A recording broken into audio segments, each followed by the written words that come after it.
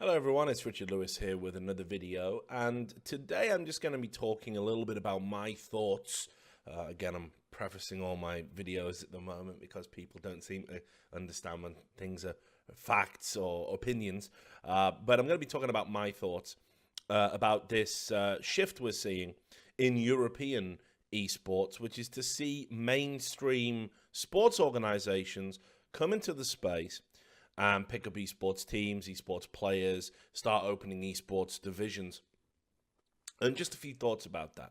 But we've already seen this happen in America. I remember, I think it was in an Unfiltered in 2015, maybe at the start of the year. I did tell people that NBA organizations especially, but NFL and just big sports brands in America, baseball, would be getting into esports. I was telling people there was a lot of interest, certainly when I was brushing shoulders, this is before I worked with Turner, with people who knew the sports stars. There was a lot of interest in owning esports teams. And we've seen that happen in America. You know, we've seen investment groups come together. We've seen the Philly 76ers come in and buy Team Dignitas. We've seen Rick Fox create Echo Fox. So, and more to come, you know, there's obviously Shaq associated with NRG, and, you know, I think there's, how can I forget, of course, Renegades. So, and that trend's going to continue, by the way. But in Europe, we were a little bit unsure, and certainly there's a lot more to consider. You know, just by ways of for instance, you won't see a lot of German sports organizations particularly want to associate themselves with Counter-Strike. You know, Germany is a very strange country when it comes to video game censorship.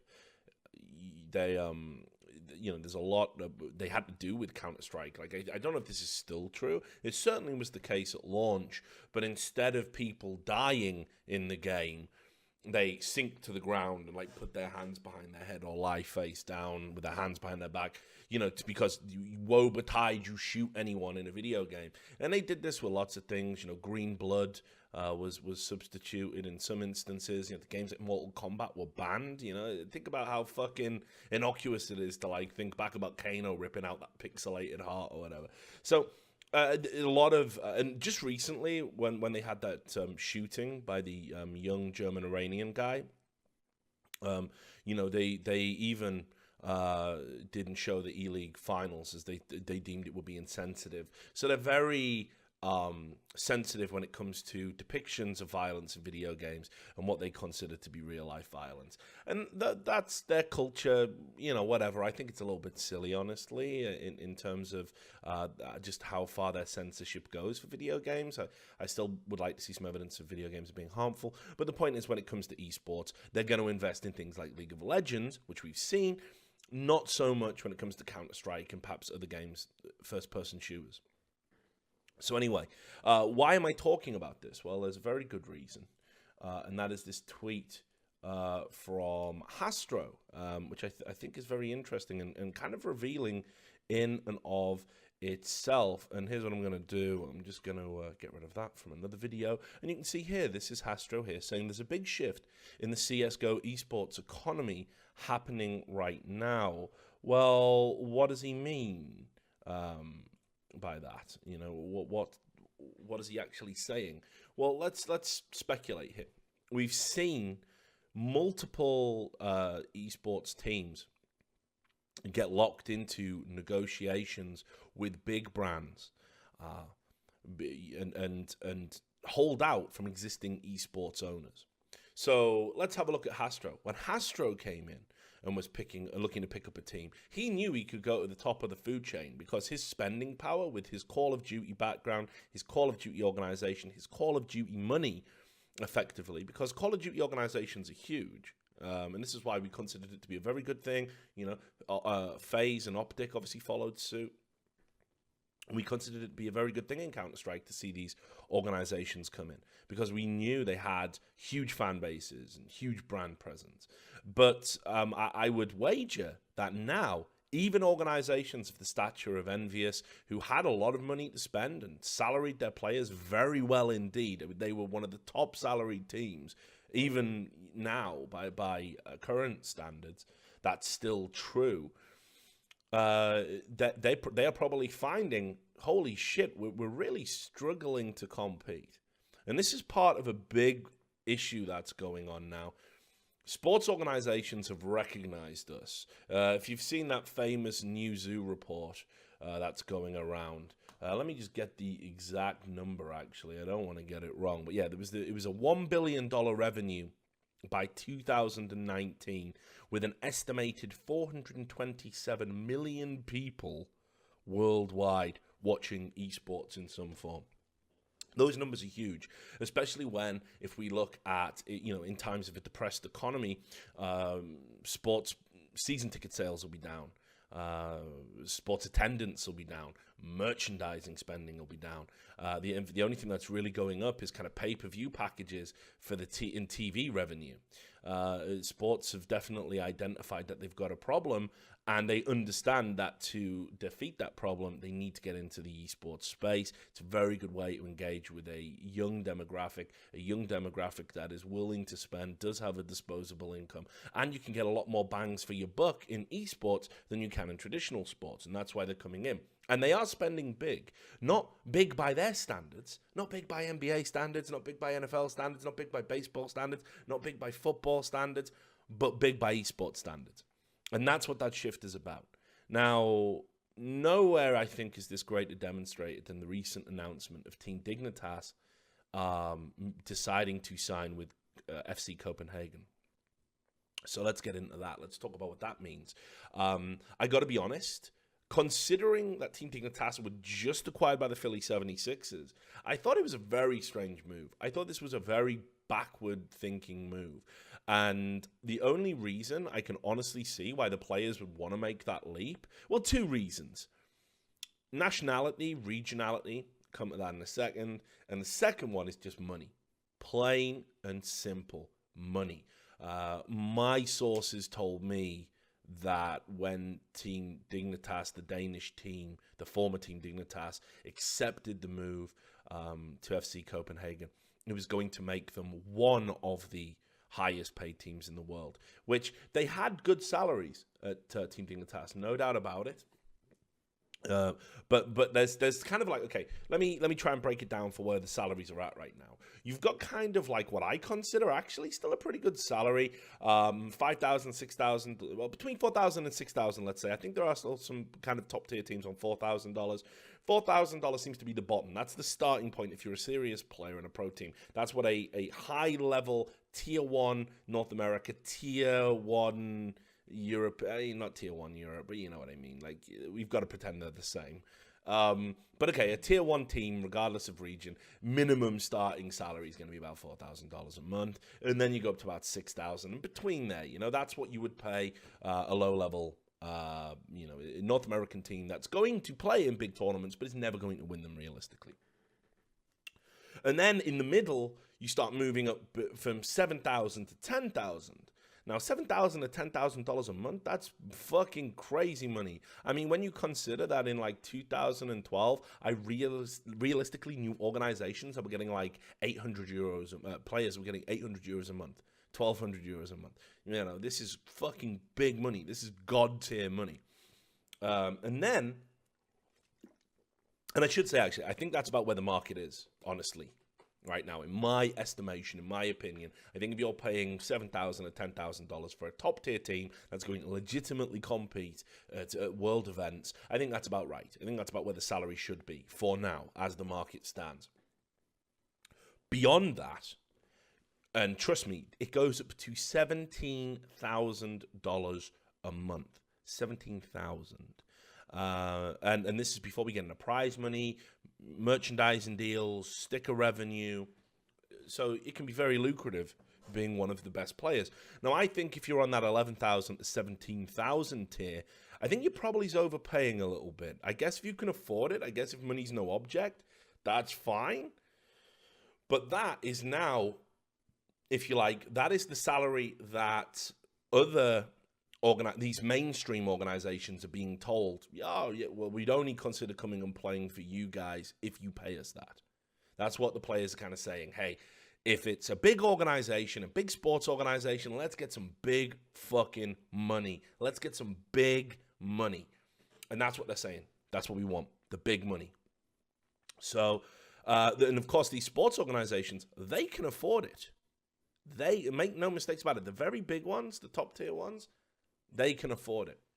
Now, I'm going to be clear here. I'll just bring up this ESPN report, actually. Where was it? Yeah, here it is. Right, now, let's be clear about who's a genuine contender and who isn't within the esports space. So when these sports organizations come in, there are a group that I think are not time wasters, but they're not going to realistically achieve too much worth shouting about. So Panathinaikos is the most recent announcement. And, I used to live with a Panathinaikos fan. Shout out to Mackie. Good old Makis. I used to live with a Panathinaikos fan, and I used to follow Greek football quite closely when I was at university. I'm an AEK Athens fan. They're my Greek team. But I'm going to be real here. While I love Panathinaikos, and I think they've got a great history and a great pedigree in soccer, I've got to say I do have my serious doubts about what they're going to achieve in the esports space. Not just for economic reasons, because obviously we all know the Greek economy got absolutely beasted by a series of, political corruption, collapse of the Eurozone, all of that stuff. But honestly, that it just seems to be a way that they are like, hey, we again can engage with young people in our region. And you can see it says here, it's already in partnership with the Greek Esports Hub and event organizer Cowboy TV. And while they're looking at all of these games, they want to recruit players of Greek origin. That's going to be their focus. And they did say, we want to take a big step, and we're going to work with teams and players from different popular games such as League of Legends, StarCraft, Dota 2, Counter-Strike, FIFA, and NBA 2K.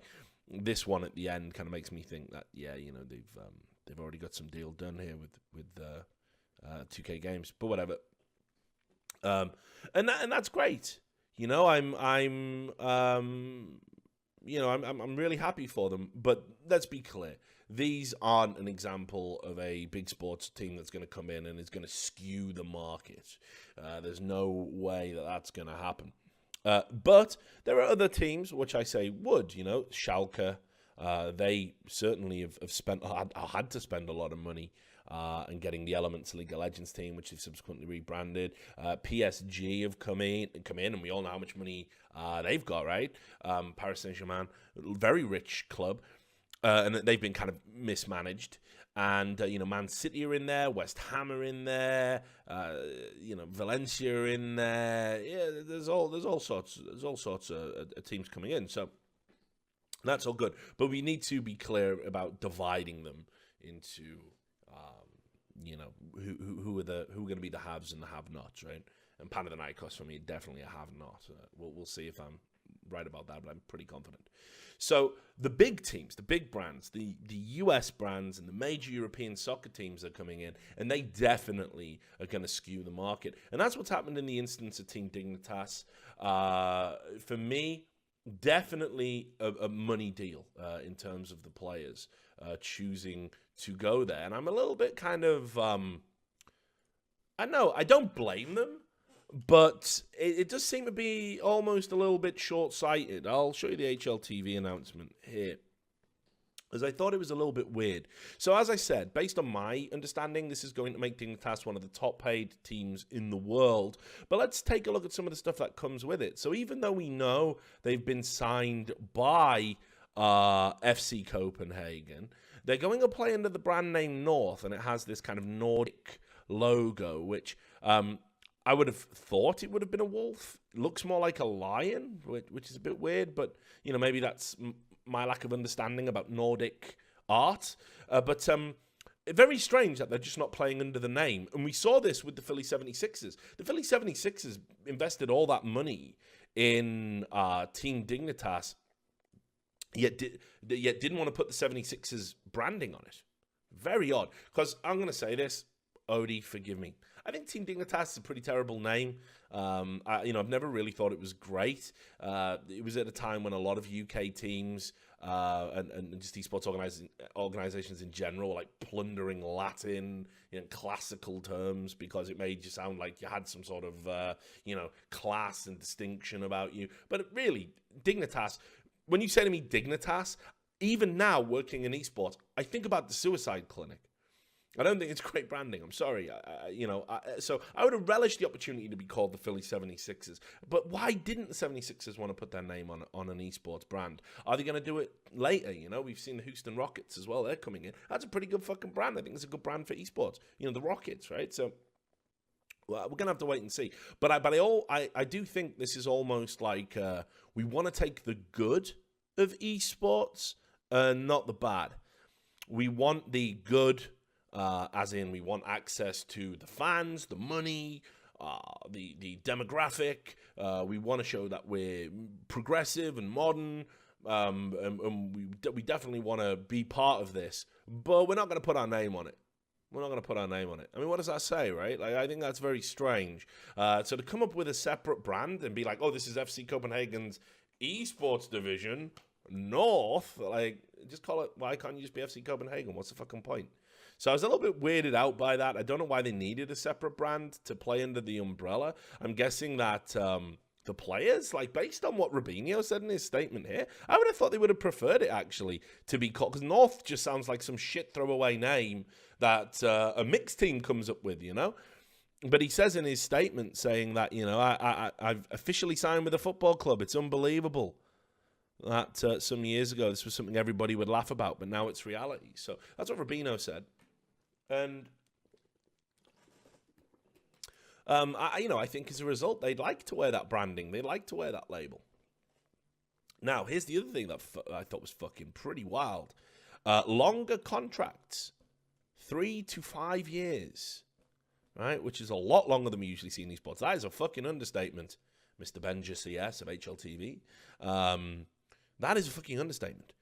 3 to 5 years. 3 to 5 years. First of all, it doesn't really benefit players, in my opinion. It doesn't benefit players. Unless there's some sort of agreement that should they ever get kicked from the organization, they get the remaining salary.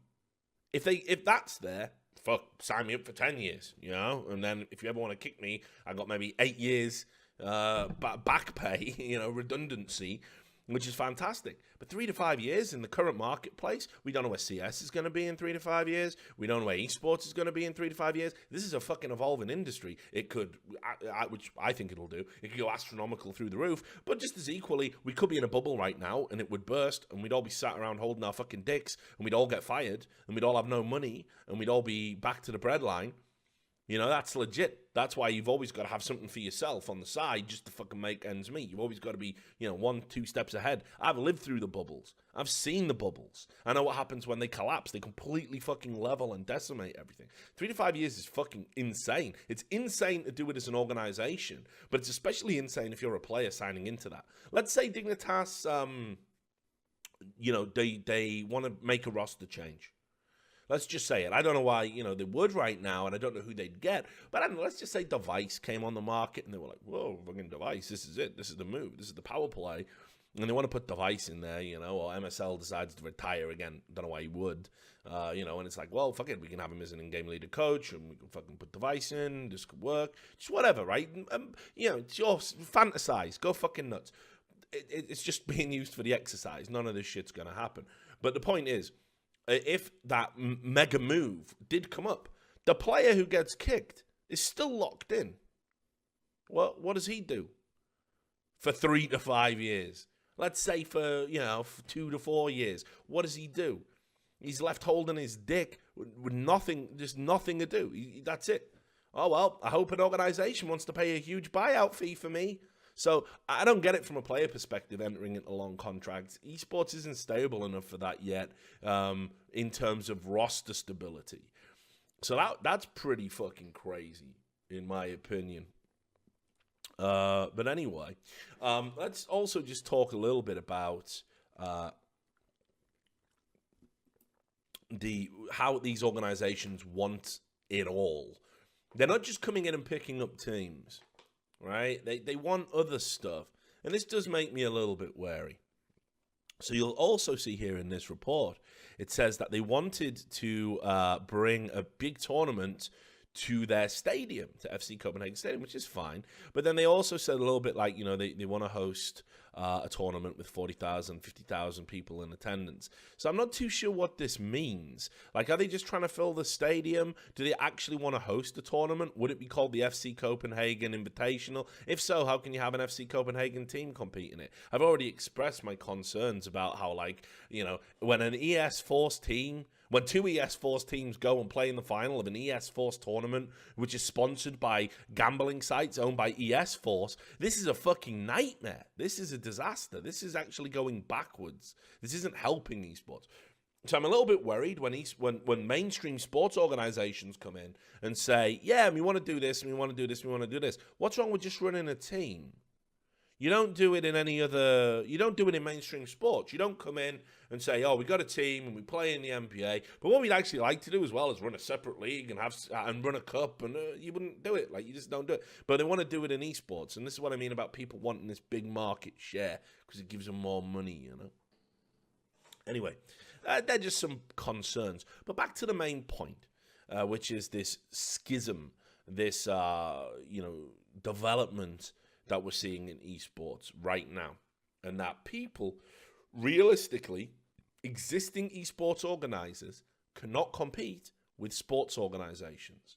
Now, this is something that I'm going to go into more detail about in videos coming up, because this is one of the reasons why PEA exists. This is one of the reasons Rick Fox has had a very bad time in North American esports. They have rightly identified these guys as a potential threat. I think what they thought was going to happen when sports organizations came in, they were going to just buy the esports brands. So instead of creating your own and calling it North, they would have just bought Team Dignitas. Philly 76ers beaten to the punch. They still want the team, fair enough. But, you do a transfer and everything's good. But people thought they were going to sell whole divisions. And while that's happened in one or two instances, for the most part now, what these big sports organizations are coming in, again, you look at what Echo Fox has done, they're coming in and they're just creating their own brand. We're just going to create it. We've got the sponsors. We've got the ties. We can get venture capital like that. We're going to have more money than you instantly, overnight.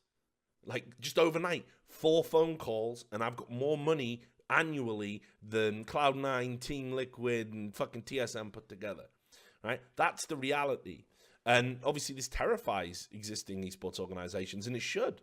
I don't particularly like this, by the way. I don't think this is a great way to run esports. I'm worried about it. I would prefer it if big sports divisions were buying entire brands and just folding them in. So, maybe we don't have a Cloud9 anymore, right? But maybe Cloud9 represents, the LA Lakers, right? And it's just the LA Lakers. And Jack's still the owner and the manager, the general manager or CEO or whatever title they give him. All the players are still the same, and they get some nice yellow jerseys. I'd prefer it to be that way, because what I don't want is what I'm seeing, which is big sports brands coming in and they're hiring incompetent people. They're hiring incompetent people, or they're using their own people, which is the same thing, because they don't know the lay of the land. They don't know the space. That's why, for example, 3 to 5 year contracts, they probably think that's standard. They're probably thinking from a sports background. Crazy in esports. Crazy thing to do. But how would you know? How would you know? The amount of lawyers that I know have given players advice and gone, okay, well, I'm going to get you this 3-year contract. And they're like, nah, dog, 3 years don't work for me, because what's going to happen next year? Nobody knows. Oh, right, okay. 1 year? It's kind of short term. Not in esports. That's actually fucking long term as fuck. That's like 4 regular years. And so crazy in industry esports is. It's just fluctuating all the time. And these sports guys don't know that and don't understand it. And that's why I think they could potentially be setting themselves up for a fall. But in the short term, that isn't going to matter. They're going to pump a load of money into this. They got the spending power, the buying power. They can fuck every mainstream esports organization, every endemic esports organization until the cows come home. They can win every bidding war, And this is why you're going to see more things like PEA and WISA coming, because what they're trying to do is only through a unified front can we control our own destinies. Only through that unified front can we get enough money to maybe have a chance to stem the tide. Now, I don't think it's an entirely bad thing. There's a middle ground here where everybody can get paid, everybody can be happy, and esports can continue to grow. But unfortunately, what's also happening is the developers and the tournament organizers and all the big power players that really control esports, they prefer the big sports organizations to come in. They love it. Blizzard, for the Overwatch League, they reached out and basically said to 30 or 40 or whatever it was, mainstream sports organizations, when we have this Overwatch League, be sure to come and bid. They got Serena Williams, I think it was, to advertise it. I mean, how is, and this is the thing, they're doing regionality, which I did say I'd come to. So they're doing regionality. So regionality means that Cloud9, again, I'll use Cloud9 as an example. Cloud9 would have to bid against the LA Lakers for that, particular region, for that, for Los Angeles. Imagine that, right? Well, how do you outbid them? You can't. And I know Blizzard don't really care about that for the Overwatch League. They just want the biggest names, the most money, the biggest brands. They don't care if their esports league effectively pushes endemic esports branding out. So this is the big power shift Hastro's talking about. This is the economy change. We've gone from venture capital, right, which is, right, I'll explain the difference. We've gone from venture capital coming in, which is an investment. We give you the money, you spend it, eventually we see a return. But if we lose money, no harm, no foul, we'll just pull out and then you'll have to adapt to not having that money anymore. To sports brands coming in saying, well, eventually we want to build a division as part of our company and eventually we might brand it or whatever, but we run it, we control it, it's a long-term project. Completely different things. And that's the phase we're entering right now. And that scares all of these owners shitless. And all the players as well are thinking, hey, I'd like to be involved with a sports organization. Just a little tip for you. It might not be all it's cracked up to be. The money might be good, but when it comes to expectations, I don't think they're going to understand the industry, the business. When it comes to, patience and all of that stuff, I don't know. I got my doubts. And certainly when it comes to competence, I've definitely got my doubts. But back to the regionality point. This is another thing that's happened with the FC Copenhagen deal. Obviously, they're a Danish team. I think that was the #1 pick. I don't think they wanted just a CS team. They wanted a Danish CS team to put in their stadium. And remember, Virtus Pro, they've bought a stadium with the ES Force money. That's going to be happening soon. I don't know if all the ES Force teams are going to be playing there or the ones from that CIS region, or whether it'll just be explicitly Virtus Pro. Overwatch League, that's pushing regionality again. I don't see the point in regionality, honestly, but I guess maybe I'm wrong on this. We tried it with CGS, didn't work. I think one of the great things about esports is you can support any team in the world, and it not matter, and you can follow any player, whatever org he plays at, wherever he lives in the world, and we watch it all online, and we never need to go to a stadium, but we can if we want, and when we do, it's a big deal, and people come from all over the world to do it. That's what I like about esports, but that those barriers are broken down. But ultimately, it looks like we're going back to regionality because I think a lot of these sports brands, that's what they understand. That's the background they're from. And one of the things they're going to be looking to do is get bums on seats in stadiums, is getting people sitting down. That's bums as in your bottom, not bums as in the American word for a homeless person.